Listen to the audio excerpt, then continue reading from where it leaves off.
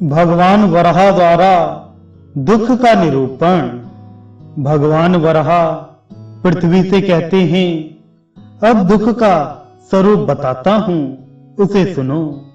उचित उपचार करने से दुख से मुक्ति अथवा उस क्लेश का विनाश संभव है।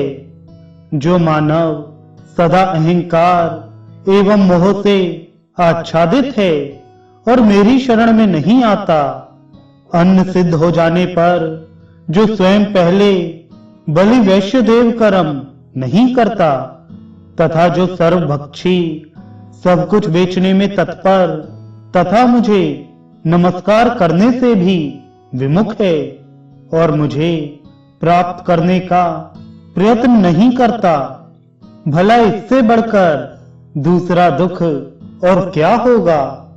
जो बलि वैश्यदेव के समय आए हुए अतिथि को भोजन अर्पण न कर स्वयं खा लेता है, देवता उसके अन्न को ग्रहण नहीं करते।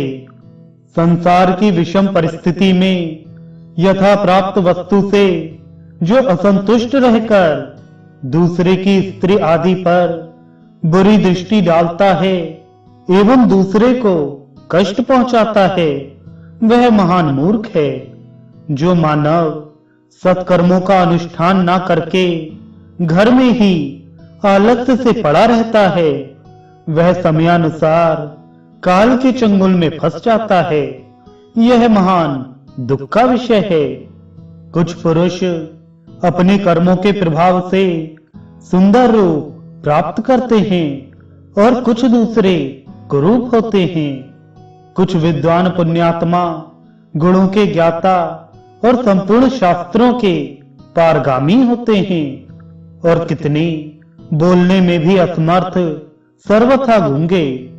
कितनों के पास धन है परंतु वे किसी को ना तो देते हैं और न स्वयं ही उसका उपभोग करते हैं। इस प्रकार वे दरिद्र ही बने रहते हैं।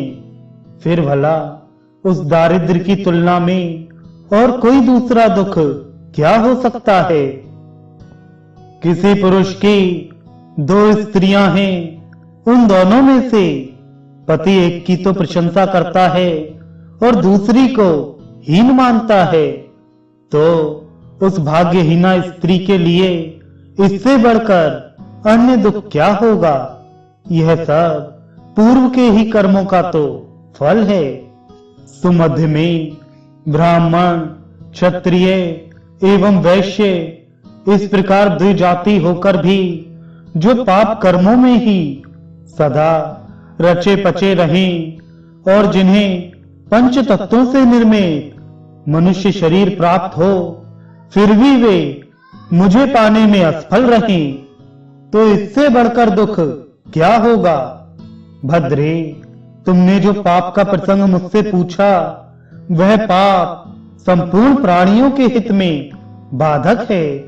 अतः दुख प्राप्ति कराने वाले पूर्व जन्म के एवं तत्कालीन कर्मों और दुखों का स्वरूप मैंने तुम्हें बताया।